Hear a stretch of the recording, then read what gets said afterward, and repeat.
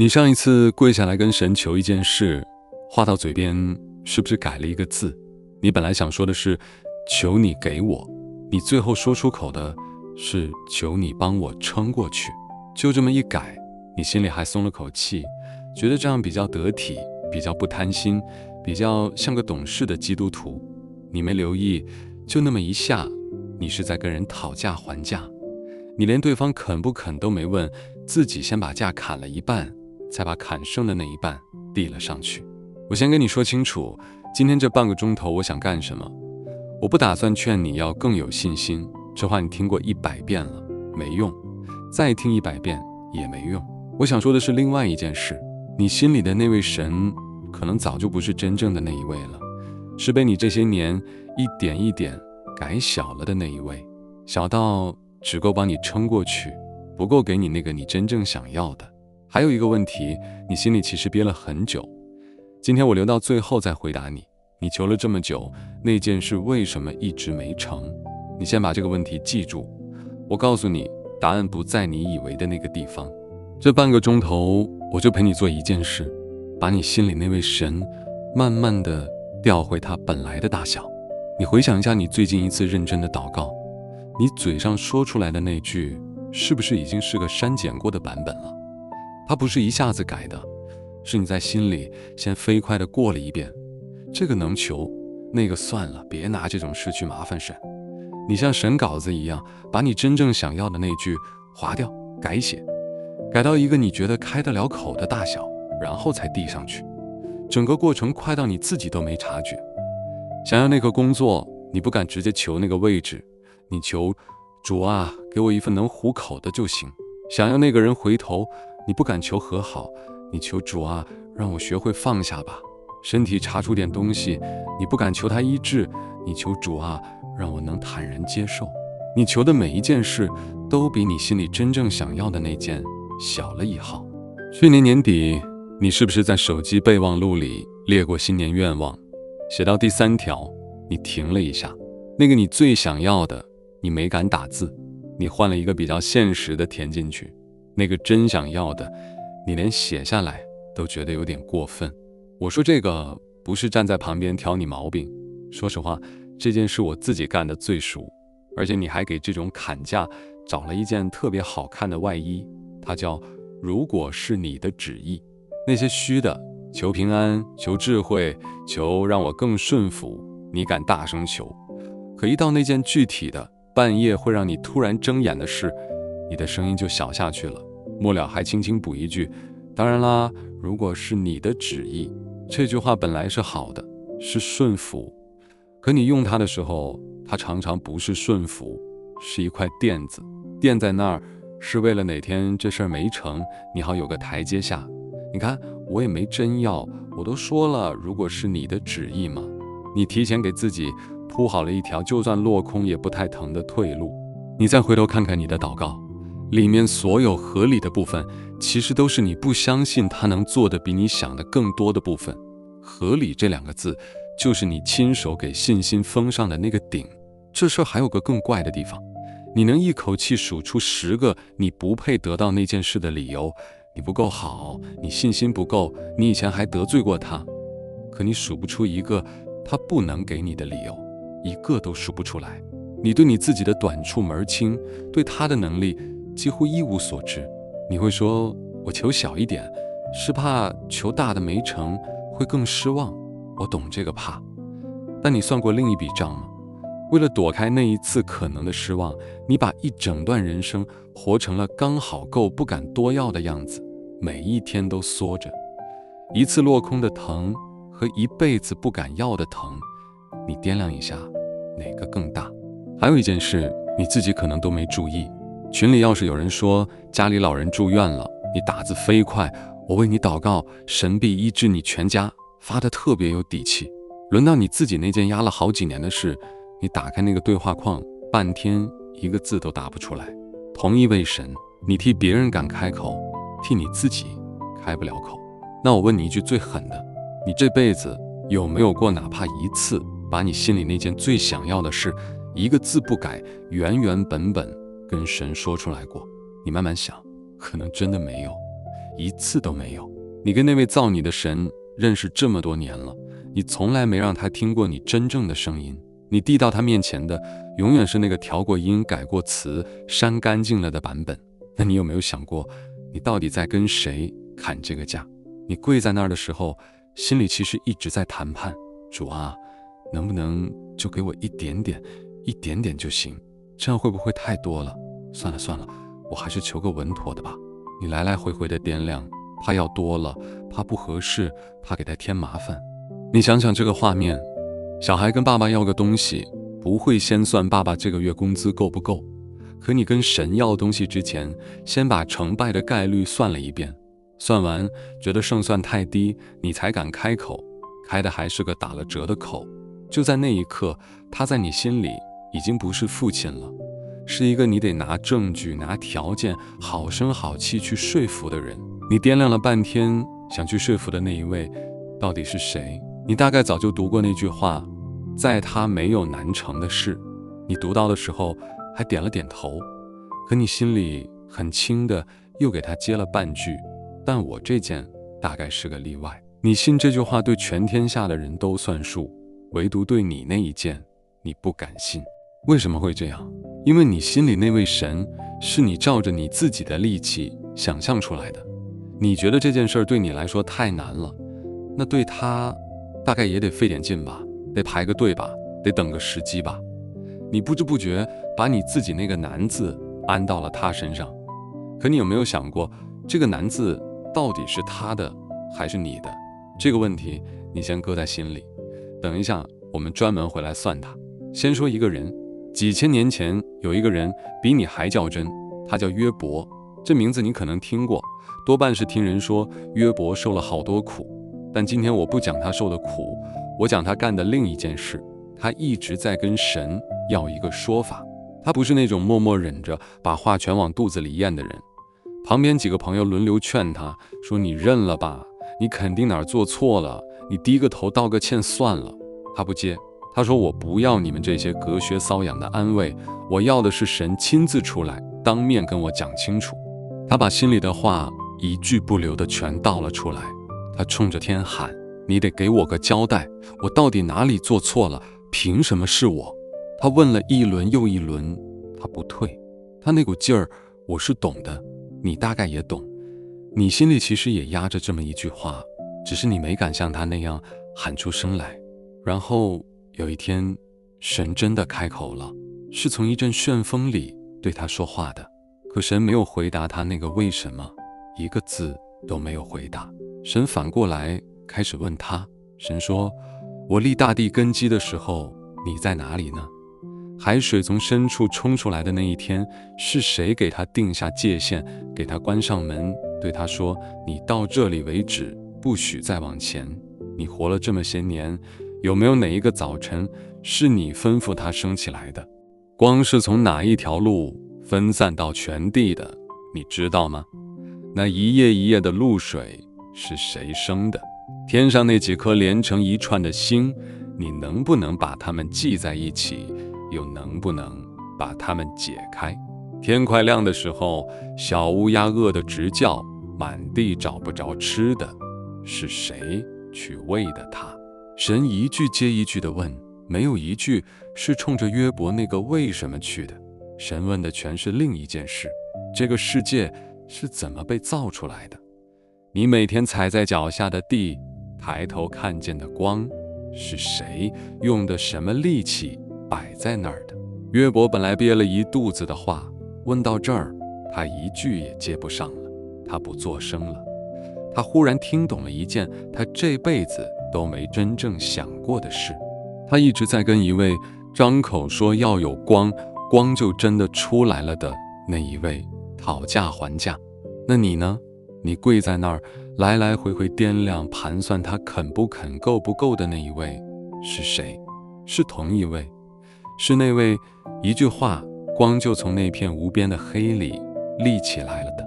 只是这件事你嘴上信了很多年，心里好像从来没真的信过。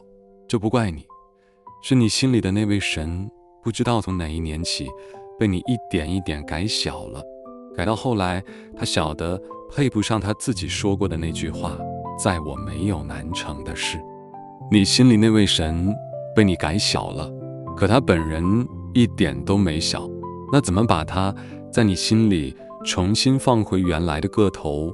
你不用使劲儿，你只要真真切切地看清他一次，就这一次他就回来了。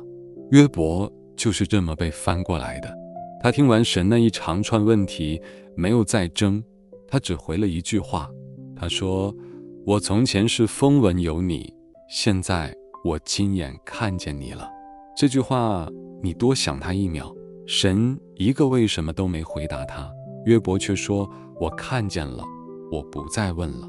他原本要的是一个答案，神给他的是让他看清了自己一直在跟谁说话。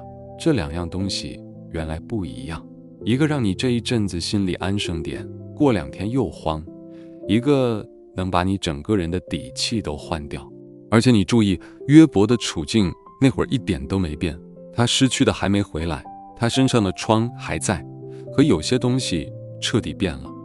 他不再追着问那个为什么了，因为一个人真的看清了他在跟谁说话，那个为什么会自己松口。回到神说的那句开场，要有光就有了光，这句话你读得太顺了，顺到你从来没看过中间说和有这2个字当中夹着什么，什么都没夹着，没有过程，没有施工，没有让我先想想怎么弄，也没有这个有点难啊。他一开口，那东西就在了，难这个字根本没地方落脚。你想想你自己做一件事，你要把一件事做成，得计划，得攒钱，得求人，得熬时间，中间还随时可能塌。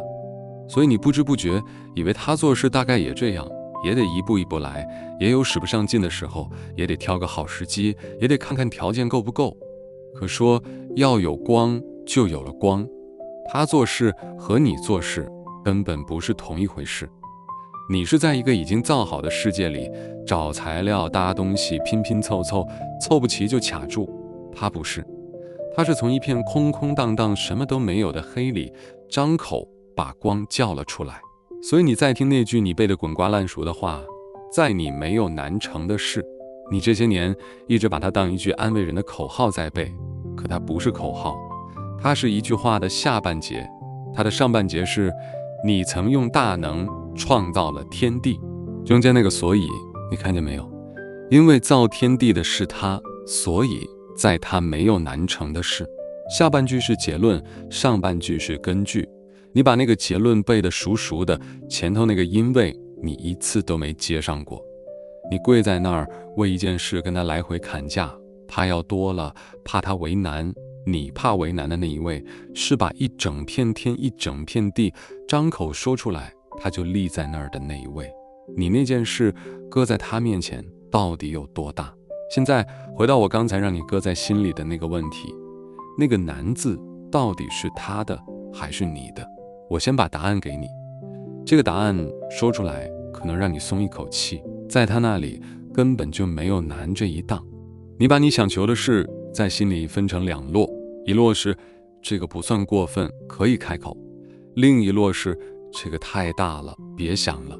你分这2摞用的是一把叫难易的尺，可难和易是打哪儿来的？是打你这儿来的。你帮朋友搬家，搬一上午，累得直不起腰，再让你去搬一整栋楼，你想都不想就说不可能。为什么？因为那个重量超过了你2只胳膊的力气。你这辈子算的每一个难，都是拿你自己的力气在做减法。可那位把星星挂上天的，不是用胳膊造东西的，他是用说的。对他来说，造一只蚂蚁跟造一整片星海费的劲是一样的，没有哪个更累，也没有哪个得多排一会儿队。大和小，难和易，是我们这些被造出来的东西才会有的感觉。造东西的那一位身上压根儿没有这个刻度。你那把难易的尺量谁都准，量你自己能扛多少，量你身边人靠不靠得住，量你这个月还剩多少钱都准。你唯一不该拿它去量的是他，可你偏偏最爱拿它去量他。你那件难成的事，那个难字是你自己贴上去的，不是他贴的。还有一件事，你一直弄反了，你天天在那儿问这件事到底可不可能，你算本钱，算人脉，算还剩多少时间，算能成的概率，算来算去算出一个不可能，然后你就把它放下了，不再求了。可不可能这道题根本就不归你算，你算的那个可不可能是拿你手里这点本钱算出来的。对那位造你的，世上从来没有可不可能这道题，他那儿只有一道题，他要不要。你回头想想你最近放下的那件事，你不是求了被他拒了，你是自己在心里把这事儿来回走了一遍，算出个不行，然后连开口都没开口就把它搁下了。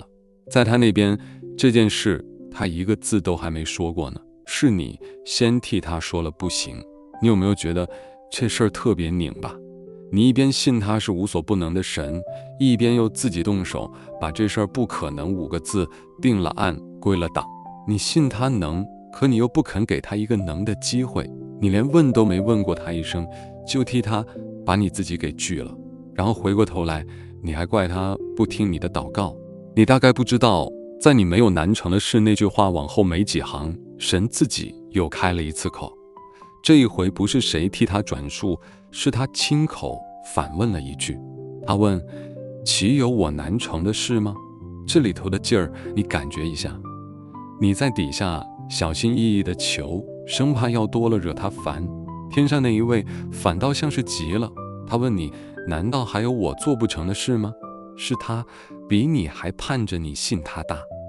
这话不是叫你再加把劲去相信他能行，是他反过来再问你，问的是你信不信。这时候你心里那个问题大概又冒上来了，既然在他没有难成的事，那我求了这么久的那件为什么到现在还没成？这个问题你再压一会儿，等下我们一定回来把这笔账算清楚，因为他的答案比你想的扎人的多。先说回来，你心里那位神到底是怎么一步一步变小的？你一直以为你跟神之间那点问题出在你信心不够，所以你拼了命的使劲信，使劲祷告，使劲说服自己要相信。可你这劲儿使错了地方，变小的从来不是你的信心，是你心里那位神的个头。你去看那些觉得自己信心软弱的人，10有8九都在拼命使劲，问题压根不在劲够不够，在你使劲去信的那一位，在你心里被你留了多大的地方。一个已经被你缩小了的神，你信得再用力，也大不过你心里给他留的那一点点位置。你不是要更用力的信，你是得让他先变回原来那么大。那他是哪天开始缩水的？我猜是从某一次开始的。那一次你是真信了，你满心把握地求了一件大事，你觉得这回稳了，这回他一定会动，结果落空了。落空之后你没跟谁说，你只是默默地把以后要求的都往小里调了一号。你跟自己说，这叫成熟，这叫看开了，这叫不执着。可能不是成熟，那是你被那一次疼着了，然后把神连着你自己的盼望一起调暗了一格。我问你一句，你上一次放开了一个字不打折的求一件大事是什么时候？你要是得想很久才想得起来，那不是因为你这些年没有需要，是你早就把敢要这2个字给弄丢了。你小时候不是这样的，小孩子跟大人要东西从来不会先替大人算钱够不够，是你长大的这些年被一句一句的别要太多，要懂事，别给人添麻烦慢慢磨出来的。然后你把这套对人的小心原封不动搬到了神身上。对人这么客气也许没错，对他这么客气你亏大了。你可能还想替自己辩一句，我求的小是因为我谦卑。那我们说说这个谦卑。真正的谦卑是知道自己小，但同时也知道他大。你现在只做到了前半句，你把自己看得很小，小到不敢开口，可你不知不觉把他也一起看小了。只看见自己小，看不见他大，那不叫谦卑，那是连他你都看走了眼。这个打折你干得特别自然，就像你买二手东西，知道它磕过一次碰过一次，你心里那个价自己就往下掉。你拿他那几回没回应你，给他重新估了一个低一点的价。你忘了一件事，那位造宇宙的从来不按二手价跟你交易。所以今天你跪下来把给我改成撑过去的那一下，你别以为那是你今天才学会的，这个口你已经改了好多年了。你一直以为你是在学谦卑，是在学顺服，我得跟你说一件最不容易看出来的事，这里头藏着一个陷阱。你那些听上去最属灵的话，我不贪心，够用就好，一切交给主带领，如果是你的旨意，他们很多时候根本不是在表达信心，是在替你把神悄悄往小里调。这话我说得出口，因为我自己干过，而且干了很多年。我回头去看我那些自己觉得最属灵最成熟的祷告，恰恰就是我把神攻得最小的时候。我嘴上念着主啊你最大，你无所不能，我手里递上去的是一份小的不能再小的请求。我用属灵这两个字给我的不敢要找了一个特别体面的理由。你看出这里头的拧巴了吗？你想显得不贪心，想显得自己很顺服，可这份懂事到头来把你给神的请求一点一点磨小了。最乖最不麻烦人的那个祷告反而求得最小。我不是说你不该顺服，顺服是真的是好的，我是说你得能分清楚两样东西，它们长得一模一样，里子却差了108000里。一样是真顺服，我是真的把这件事的结果整个交给你，你给我谢你，你不给我也接着，我要的那个我照样原原本本说出来，至于成不成归你。另一样是遮羞布，我心里早就认定这事要不到了，然后我用一句如果是你的旨意把这个认定轻轻包起来，这样听上去就不那么像我自己先放弃了。你那句如果是你的旨意是哪一样，你自己心里清楚。你别小看这个分不清，就是这一点分不清，能让你一辈子用着最虔诚的姿势过着最不敢要的人生。你跪得很低，姿势很标准，可你心里那位神被你这副低到尘埃里的姿态也压得跟你一样矮了，你大概也分不太清了。没关系，今天我们就来把它分清楚。你会说，那我交托啊，我把这件事整个交给神还不行吗？行，可你先弄清楚你交出去的到底是什么。你回想你说我把这事交给神了的那一刻，你交出去的多半只是你的情绪，就是让自己心里别那么慌，别那么揪着了。你把这个当成了交托，它不是真正的交托，不在你的情绪里，它在一条线上。你早就给这件事画了一个圈，圈里头是你觉得还算可能的那些，比方说求一份饿不死的收入可以，求关系别再恶化可以，圈外头是你看都不敢看的那些，那个你真正想要的位置，那个彻底的和好，那个你以为这辈子没指望了的转机。圈里的你交给了神，圈外的你压根儿没交，你提前替他划掉了。所以你那件大事迟迟没动，常常不是神的手够不着，是你画的那个圈把他的手挡在了外头。全然交托是连那支画圈的笔也一起交出去，是你对他说，这件事到底能到多大，我不画了，你来定。你听出这两者的差别了吗？你可以一边心里平平静静，一边死死守着那个圈，一寸都不肯让，那不叫交托，那叫认命。把圈擦掉，哪怕你擦的时候心跳的厉害，手心冒汗，那才叫交托。你可能这辈子都把认命当成了交托，他俩外表上都是我不折腾了，可认命是你把心里那点指望熄了，交托是你照样指望着，甚至比以前更大胆的指望，只是把成不成的决定权整个让给了他。一个是你自己灭了火，另一个是你把火移交给了一位永远不会嫌它太大的神。你心里那种终于放下来的轻松到底是哪一种？你最好别糊弄自己。还有一件事，你得对自己诚实。你说你交了，可你一转身，第一件事就是把后路又悄悄铺了一遍。你交出去的是嘴上的一句话，你心里攒着没动的是你早就备好的那个要是不行我还能怎么办，这些他都看得见。我给你看一个把圈擦得干干净净的人，那是一个外族的女人。按当时的规矩，她根本没资格来求这位犹太人的老师，可她女儿被鬼缠上了，折磨得不成样子。你想想，一个当妈的眼睁睁看着自己的孩子一天天被毁，自己却什么都做不了，那是一种什么样的走投无路？她顾不上那些规矩了，她不是来跟人探讨道理的，她是来抓最后一根绳子的。她追上来求耶稣，耶稣一开始一个字都没理她，一句都没回。门徒嫌他吵，跟耶稣说：“你打发他走吧。”他一直跟在后头喊，烦死了。然后耶稣开口了，回了一句特别重的话，他说：“不好拿儿女的饼丢给狗吃。”你听听这句话，这话要是顶在你脸上，你早就走了。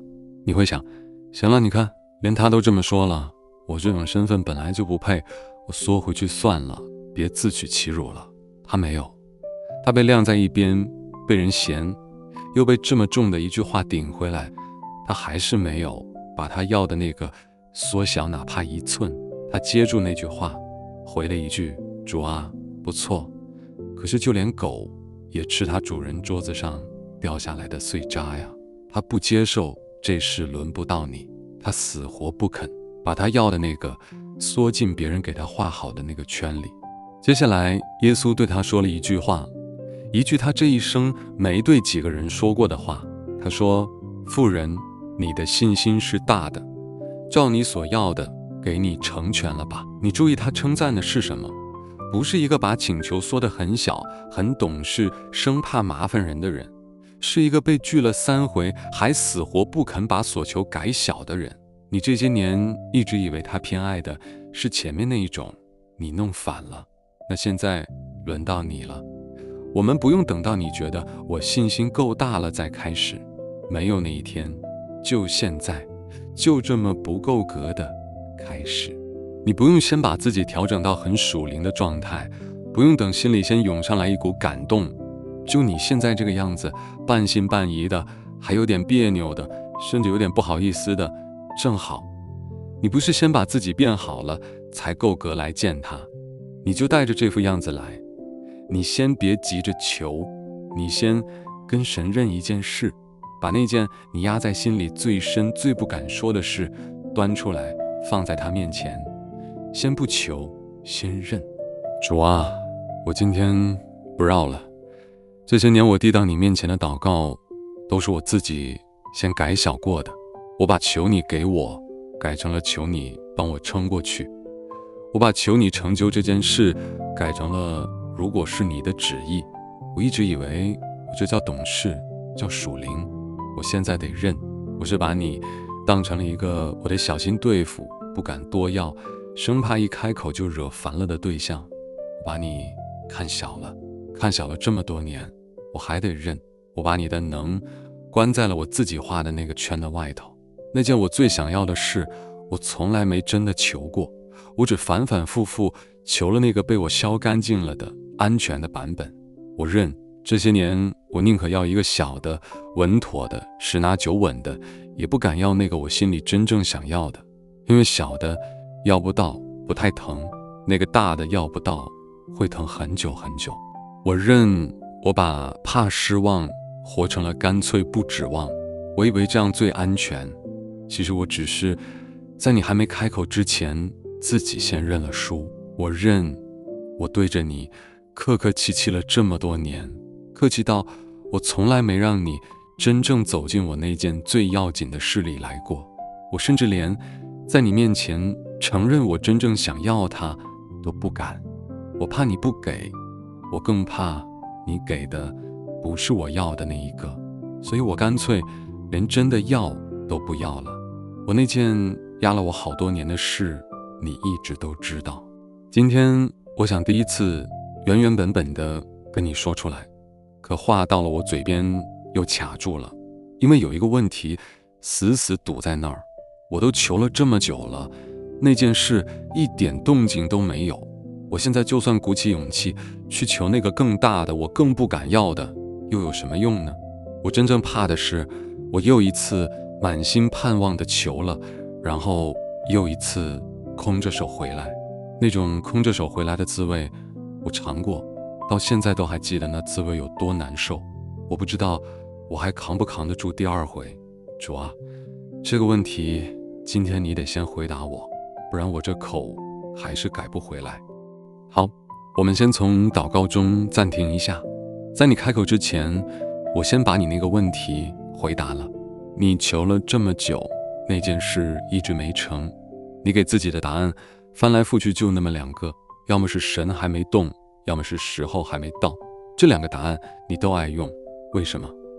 因为责任全在他那边，你只管等就行。等着等着，我一直在等这件事本身，慢慢就成了你的交代，甚至成了你的功劳。可这两个答案有一个共同点，他们都不要求你再做任何事，他们让你心安理得的原地不动。你心里其实隐隐知道，照这么等下去，再等10年，那件事还是今天这个样子。因为还有第三个答案，这一个你这些年一次都没敢往那儿想。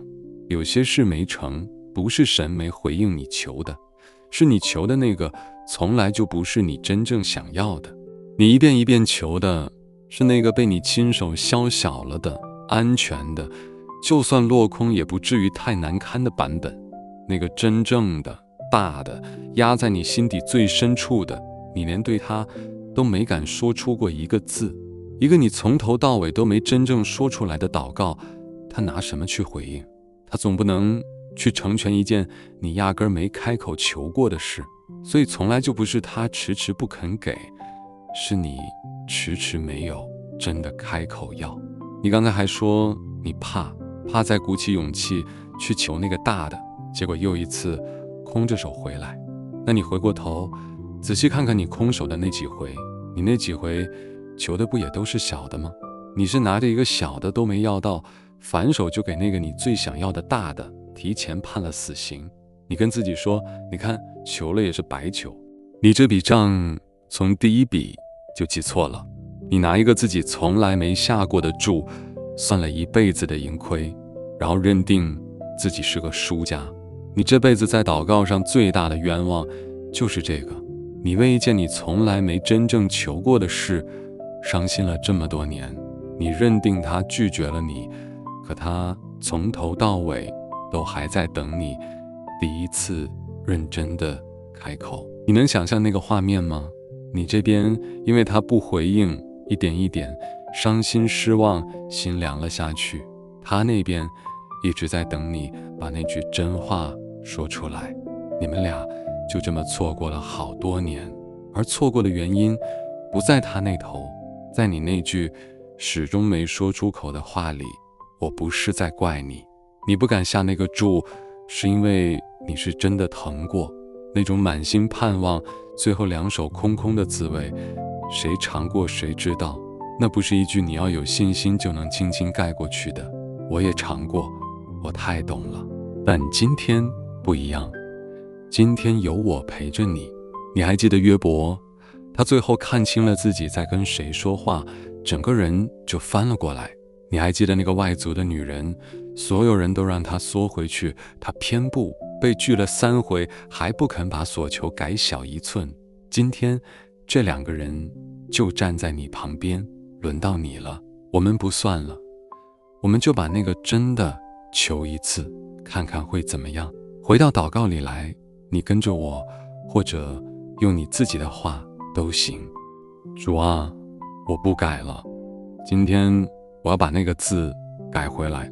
这些年我跪在你面前，嘴里一直是帮我撑过去就行，撑过去就行，别的我不敢奢望。今天我不说撑过去了，我说给我。主啊，那件事你一直都知道是哪一件，我把它藏了这么多年，藏到连我自己跪在你面前都不敢把它整个端出来。今天我端出来了，原原本本，一个字不消。我也不在后头再悄悄垫一句，当然如果是你的旨意，好让哪天没成，我能装作我从没真要过。我要，主啊，我求你给我。我知道这话说出口我自己都在抖，因为我把它在心里关了太久，关到我都快忍住不去想我到底有多想要它。我也不跟你绕了，我不说求你看顾这件事，不说求你带领，不躲在那些大词后头，我把它具体的清清楚楚的说出来。我要的就是那个结果，那个我以前一说出口就觉得自己贪心，觉得自己不属灵的具体的结果。今天我把它要出来。我也知道这件事在我这双眼睛看来是不可能的，我反反复复算过，每一遍珠子打到最后都是不行2个字。可我今天才算明白，那道题从来就不归我算。你是那位在一片什么都没有的漆黑里张口说要有光，光就立起来了的那一位。在你那里压根儿就没有难成这一档。我从今天起不再拿我这点可怜的难去框住你的能了。奉主耶稣基督的名求，阿们。最后我想告诉你，你一直在跟那位创造宇宙的神来来回回的讨价还价，怕要多了，怕他嫌你烦，怕落了空自己难堪。于是你把每一个到了嘴边的给我都改成了撑过去。你为这件事攒了这么多年的不可能，可你回头数数那些不可能，没有一个是他说的，全是你自己算出来，然后一口咬定认定他不会给的。今天别再砍价了，你跪着面对的那一位，是一句话就让光从满地的漆黑里站起来的那一位。你那件你自己认定了的不可能，在他那儿从来就没有不可能这一档。他没有变小，一寸都没有小过，变小的一直是你心里给他留的那个位置。这些年真正拦着你的从来不是那件事有多难，是你心里那位神被你供得太小太小了。是时候了，把它看回它原来那么大。